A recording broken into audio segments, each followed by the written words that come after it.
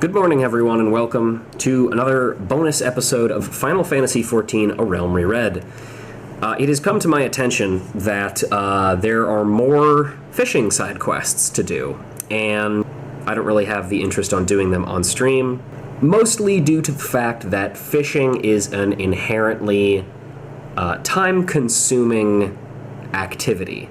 So it makes more sense for me to do this off-stream than on-stream instead. But important to record it and document it for the purposes of this bullshit that I've decided to do. So, let's get started, shall we?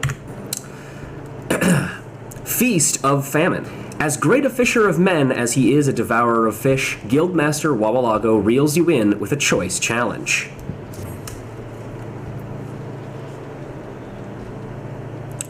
The arrival of an audacious adventure is always an auspicious affair. I've a word for you if you would wait but a whit. Whoo! All this long while have I, Wawalago, wielded the willow, and so I've an unparalleled understanding of the calamity's copious consequences for creatures that cavort in courses and combers. Such confusion and chaos caused by the calamity, fish are found far from where they once frolicked, like losing the legendary Nepto dragon in new domiciles, or like the loosing, rather.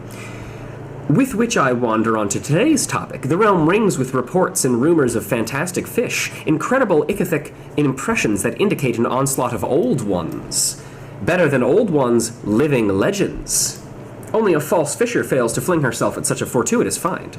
Lenosha, the Black Shroud, and Thanalan were where these rousing reports arose. The dearth of details does deter hang on, I'm looking this word up. Dilettante. That, despite the delights of living legends. But you're a fully fledged fisher, Ruja, flush with frills and fundamentals both. Lure all three living legends into the light of day, or die despairing. Enervated by the enormity of the enterprise, practice makes perfect, so you might ply your pole against all the old ones first. If only I were footloose and fancy-free like you, it is my fatal flaw that I am indisposed as well as too important to indulge my instinct for ichthytic inspiration. I agree.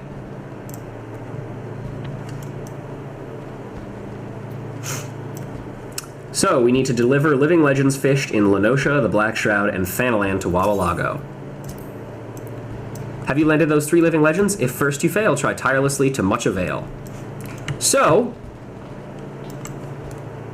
let me actually look up what these are. One sec.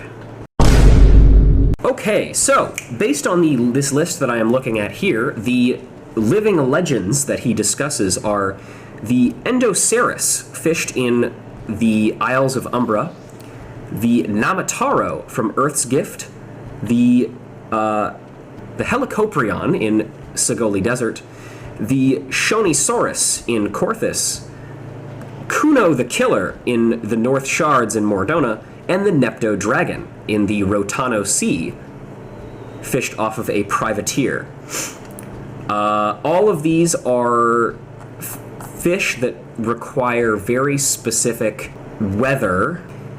These fish are intensely rare, not just rare in a sense of, oh, well, you know, you gotta be at a certain time and you gotta have a high gathering stat. No, it's not just that. It's not only do you have to catch some of them in fish chains, but you also have to sometimes catch them during what's called a weather chain. A weather chain, in this case, for example, the Endoceras. We'll take that one for example. It is mooched from a full moon sardine only in a fog, cloud, or wind weather that come after a clear skies and fair skies weather. So what this means is if there is a fog, cloud, or wind thing that comes after clear skies during the time when you are where it is available that you can catch a full moon sardine, then and only then do you have a chance of catching the Endoceras. And that is just one of the 6 that this quest asks you to catch. Additionally, it's worth noting that the requirement, stat-wise, for being able to catch them is 399 gathering or more, some of which have 403 or more gathering requirements. I only have 326. That means I have some work to do. Several months later. It has been approximately 4 months since I recorded that initial part of this video. I have been through many trials and tribulations, and at least 10 levels of Fisher. But I've done it. I've caught all of the fish, ahead of time, even, required for this quest. So, after a long wait, let's finally get it done, shall we? Hey, fucker. Have you landed those 3 living legends? If first you fail, try tirelessly to much avail. Don't worry, I have them. The Endocerus, an ancient sea dweller with a body like a lance and a temper like the Furies. Only few have seen this living legend, let alone landed one. The Namitaro. This legendary freshwater fish cares not for those kings or queens who encroach upon his territory and will turn to regicide to keep his waters his own. And the Helicoperon. A legendary denizen of the sands, the Helicoperon's maw is lined with long curved teeth that help it latch onto its airborne prey.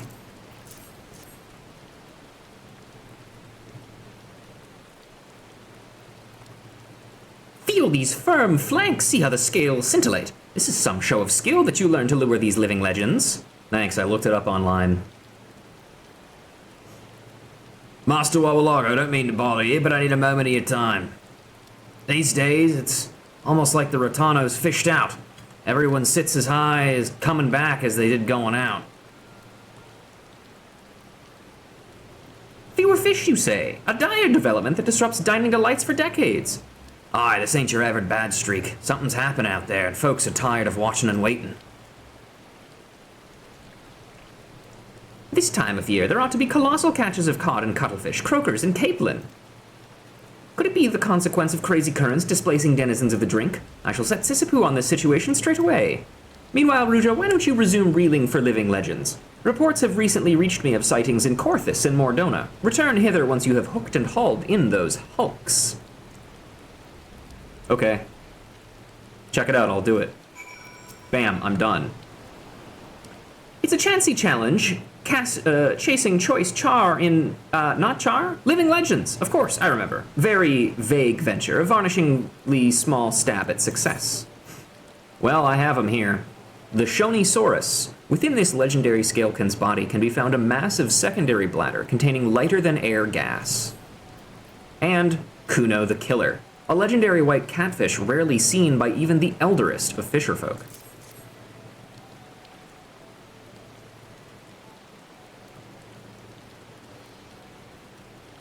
Could it be that the master has been mastered? That Wawalago has been wowed? The canard is correct. You have cast off your callousness to collect the catch of the day.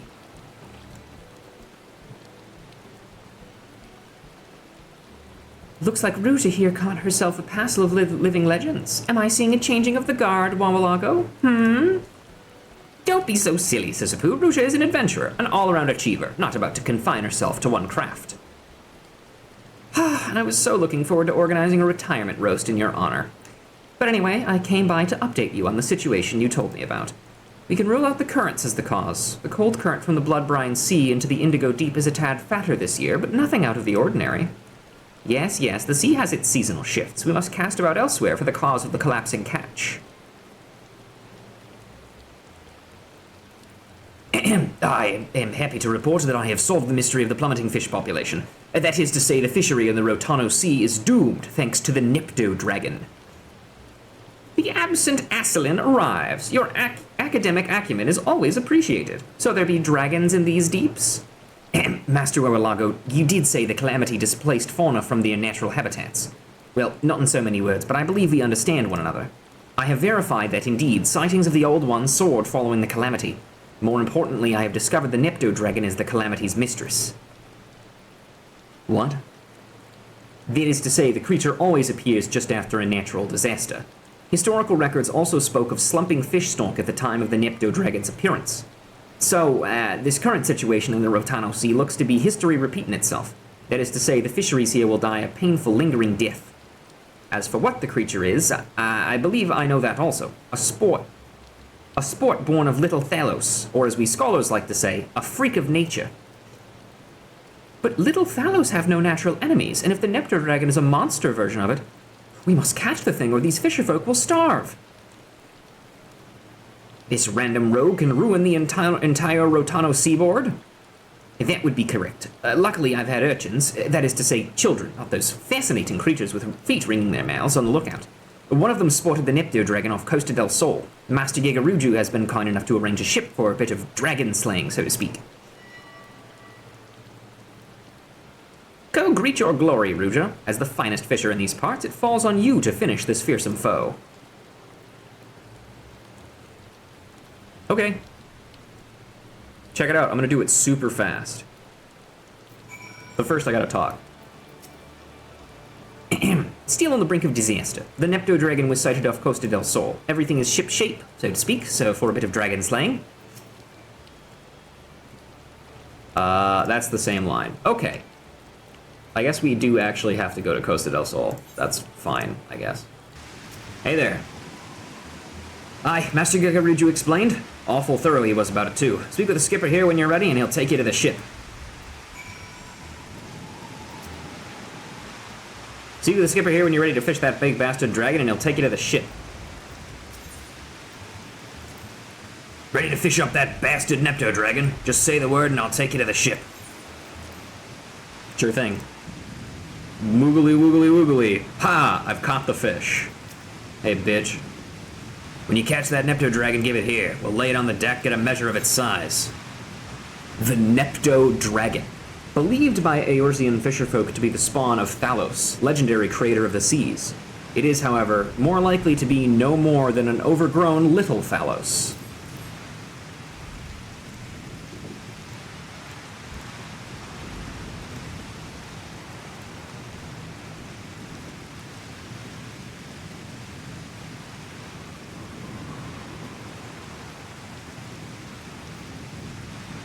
Damn. Yeah, that is pretty fucking big, actually. It's got like a Sahagin head. The Saltworn one summoned us with a shipboard's shell. He spoke of a supreme struggle with a sea serpent. We rowed robustly to reach you, ready for any rowdiness. Terrific timing for the three of us. Missed the threat, but not the thrill. Why, what a whale you've whisked out of the Whitecaps. Did you actually reel this monster up all by yourself? Even after all this time, you still managed to surprise me, Ruja. Can I get some help here? Decomposition waits for no man, and I should like to avoid any unnecessary eruptions during dissection. Great day for science. And congratulations on avoiding the destruction of an entire way of life and all that. If you'll excuse me, I must get to the laboratory. Oh, yes, the fish stock should return to normal. It stands to reason that if nothing's eaten them, they wouldn't be dead. Then it's time we return to the fisherman's bottom and delivered the good news to everyone.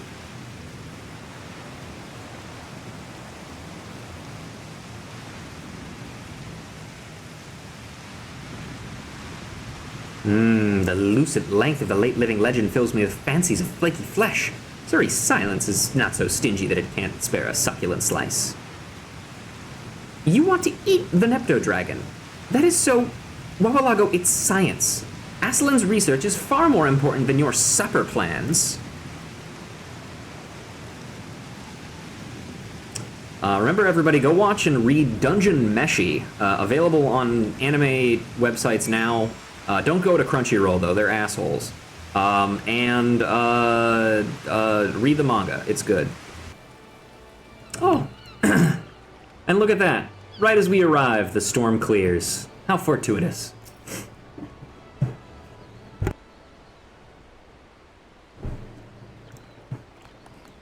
Adventurer, we appreciate all you've accomplished here. Once more, the Rotanto shall brim with bluefins and bream, bonito and bass.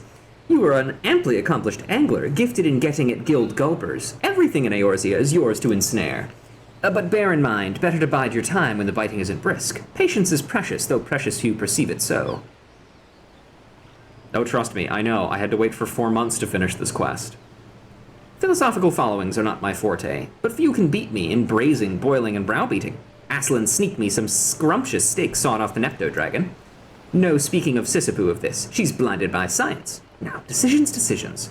Browned in butter, capers, cream and cumin, or patted in pepper and put in a pie. Yeah, I'm not fucking eating that thing. It's a mutant. I guess I'll take this, because this is me. Literally just like me. Oh, I just noticed Sisyphus was back there. That's bad. Imagine Dragon! No thanks. Just as an additional bit of stuff, I thought I'd pick out a couple of the other fish that were required for me to catch, or I caught in conjunction with catching those legends, to read out the descriptions of those here too. So we have the giant Tatakaro, which is a king among Tatakaro, the Canavan, a king among Moran Balgi, and the Mahar, a king among the Rhamphorhynchus. Additionally, if we go into our fish guide here, let's see if we can't find the legends that we've fished up here and get some more full descriptions of them. All right, here we go. Endoceras. So rare is this spear-shaped wavekin that 10 summers may pass before one is caught in a lucky puller's net or finds suction to the hull of a warship. The Canavan. Most wavekin, with the exceptions of tortoises, which some scholars refuse to classify as wavekin, have a life expectancy of little more than a few summers. Canavan, however, is said to have seen more than 5 score. How this Moran Balgi has survived so long may have to do with its extremely selective diet. Kuno the Killer. At constant war with Canavan for supremacy of nearby hunting waters, Kuno the Killer is as much a killer as any creature of the forest who survives by feeding on lesser prey. However, Kuno the Eater did not carry quite the same weight as Kuno the Killer. Helicoperon. Unlike those of most creatures in Eorzea, the teeth of the Helicoperon never cease growing, nor do they ever fall out. The result of this painful phenomenon is a maw filled with a swirling set of curved blades that resemble the inner workings of some strange machina from a forgotten age. The Mahar. Despite the fact that Rhamphorhynchus make no audible cries, they are known to form highly complex flocks when hunting. Realm nephologists attest this to an advanced form of communication made through the projection initiated by an alpha male, Mahar being one, and imitated through the flock by the lesser members. Remember everybody, alpha and omega dynamics are not real. They were created by somebody who didn't know what he was talking about. The Shonisaurus. At a recent symposium held for nephologists, biologists, and other scholars of the Sea of Clouds, naturalist Marcet Mann presented a thesis claiming that Ramdel's classification of the Shonisaurus as a cloudkin is mistaken, and that the creature is, in fact, a scalekin. Needless to say, she was laughed off the stage by her peers. Deserved. The giant Tatakaro. Tales of a massive Tatakaro living in the waters of the Black Shroud once had fishers flocking to the forest in search of the wavekin, until it was learned that the tale was started by a drunken boar hunter who hit his head after falling into Earth's fount with his faithful bloodhound, who had also been drinking from the hunter's wineskin. Namitaro. Determined to retain his claim to the underwater throne of Earth's fount, the Namitaro is in a constant battle with similarly legendary fish that reside in the Holy Lake. So large is the Namitaro's dorsal fin that it can create foam-high waves simply by turning. And finally, the Big Mama, the Nepto dragon. Erratic flows of ether released after the calamity not only resulted in a warping of the landscape, but of the creatures that dwell upon it as well. Such is the case of the Nepto dragon, a little Thalos grown to epic proportions. All right, well, we have unlocked ourselves a new title of Dragon's Deep. Let's do a quick check to... Doesn't look like there's any new bullshit. So, I think, ladies and gentlemen, that is going to be it for this interlude with Ruja Lorelei. She's going back into hiding for another couple of months until I decide to start this series back up again. But, as usual, thank you all so very much for hanging tight. Is special thanks to Lotto Bees, who crafted me a set, or several sets of high-level gathering gear and food and cordials and things. And also special thanks to Nico for giving me a website link to help ensure that I knew when the fish were going to be up, because calculating when those things were going to happen by myself was nightmarish. I will also make sure that I link that website in the video description as well if you are interested in completing this quest for yourself. But I do want to take a second to talk about this quest real quick before we leave, because this one sucks. Like, it's meant to be like a super high difficulty quest, but like, considering when it was introduced, it's kind of just an insane level of difficulty for A Realm Reborn. And even the console games wiki page for this quest, in the like tips and tricks or listed steps on how to complete this, for the process of catching the Nepto Dragon, it actually recommends it, like the steps that it says are to use an ability called Identical Cast for Fisher to essentially speed up the process of catching the Nepto Dragon. That is a level 70 ability. 71, I want to say. I don't remember the exact number. Actually, you know what? It might even be 79. Doesn't really matter. Regardless, that guide is essentially assuming that you are coming at this quest at level 80, and that is the base assumption. There is no assumption made that you are coming at this at the level that it is billed at, which is 50. And I don't think anywhere is that clearer than where Ruja is right now as a character, which is, I went from, you know, like, just around level 50 on Fisher to 61 in the process of trying to catch all of these fish. That's how insane it was. It took a while. Anyway, thank you all very much for joining me, and I hope you have a wonderful evening. Remember that if you want to ever catch the streams live, they are always at twitch.tv/officialpunguy. You can join the Discord in order to get notified whenever streams and videos go up. And also keep an eye out for periodic seasonal updates on Savar's side of things, in which we go through all of the seasonal events that keep happening while Ruja is in hiding. But until the next time we see our Viridian Viera, I bid you all adieu.